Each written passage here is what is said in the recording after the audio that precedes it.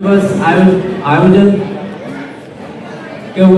के संबंध में उपस्थित सभी मंचासीन सम्मानित राष्ट्रीय महामंत्री ji, all India SC/ST railway employees association, RDSO की पूरी टीम, उत्तर रेलवे की पूरी टीम, सभी माताएं और बहनें और बच्चों, आप सबको मेरा जय भीम। साथियों, बाबा साहब का जन्म ऐसे देश काल और वातावरण में हुआ जब देश की स्थिति अच्छी नहीं थी। छुआछूत, भेदभाव जोर शोरों पर था। बहुसंख्यक समाज को होते हुए भी अल्पसंख्यकों द्वारा आए दिन प्रताड़ित किया जाता था।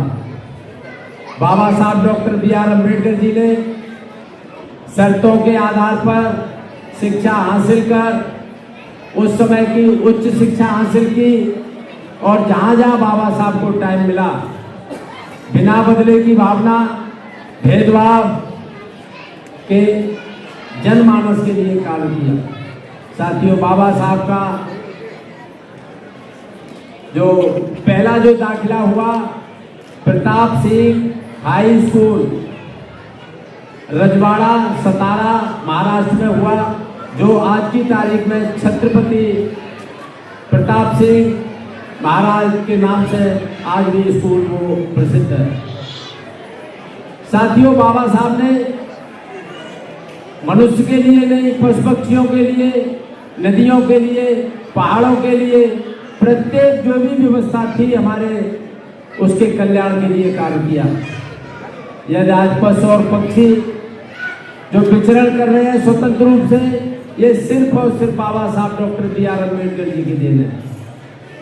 साथियों, शिक्षा के मामले में कहूँगा कि बाबा साहब ने उस समय ऐसी व्यवस्था की, आज जो जितने बड़े से बड़े स्कूल हैं इसमें कुछ परसेंटेज का ऐसा कोटा निर्धारित किया गया है कि उसके लिए फ्री ऑफ कॉस्ट शिक्षा दी जाएगी।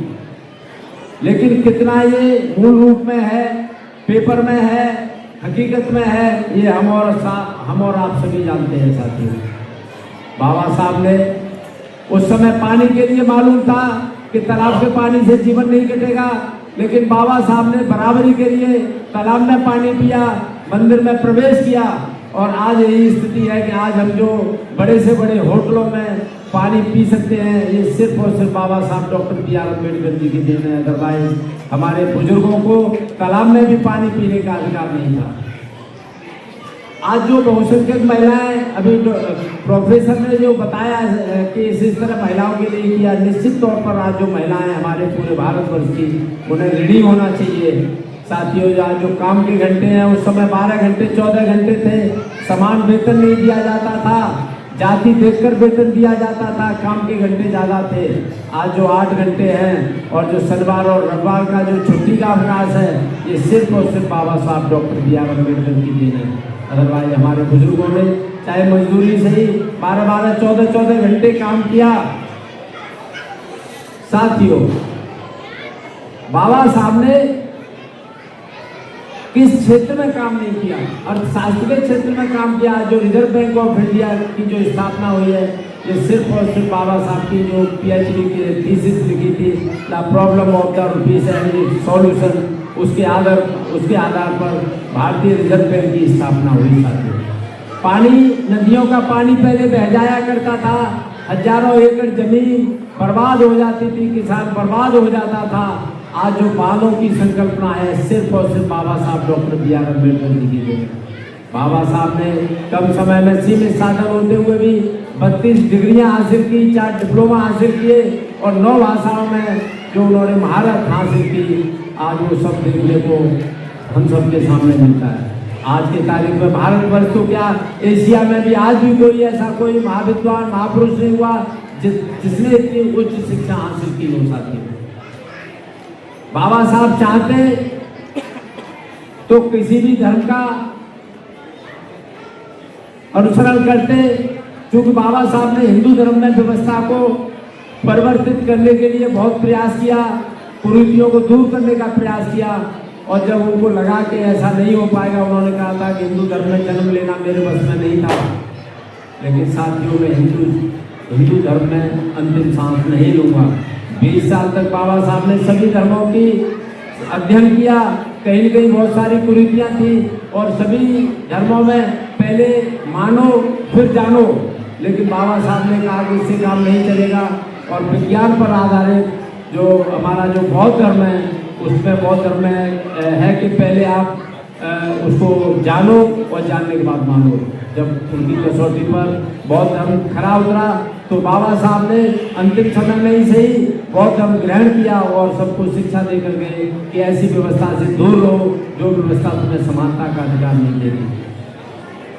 साथियों, बाबा साहब को संस्कृत, उस समय किसी को भी संस्कृत पढ़ने का अधिकार नहीं था भारतवर्ष में, अनुसूचित जाति जनजाति और ओबीसी को, लेकिन बाबा साहब को जब मौका मिला तो न केवल उन्होंने विदेश में जाके संस्कृत पढ़ी बल्कि संस्कृत का अध्यापन कार्य भी किया, अध्ययन कार्य भी किया और वहाँ प्रोफेसर के रूप में उन्होंने संस्कृत को पढ़ाया। साथियों, मेरे से पूर्व वक्ताओं ने बहुत सारी जानकारी दी है। अभी हमारे बीच राष्ट्रीय महामंत्री जी हैं, उन्हें भी हम सुनेंगे। आज के इस भव्य कार्यक्रम के लिए और खचाखच भरा हुआ है और बच्चों की संख्या बहुत ज़्यादा है, तो निश्चित तौर पर ये पूरी टीम RDOSO की प्रायोजक, आयोजक और सभी श्रोता का आप सबको मेरी हार्दिक शुभकामनाएं और बधाई। और मैं आशा करता हूँ कि आने वाले समय में भगवान बुद्ध की कृपा से हम सबके घर परिवार में सुख और समृद्धि आएगी।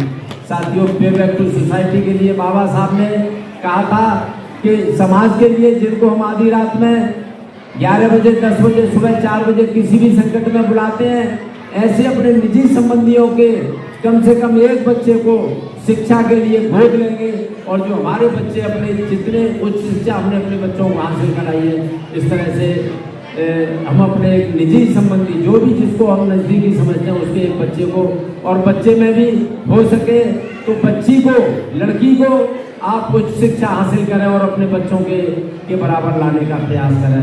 यही बाबा साहब के लिए सच्ची पुष्पांजलि होगी, आदरांजलि होगी।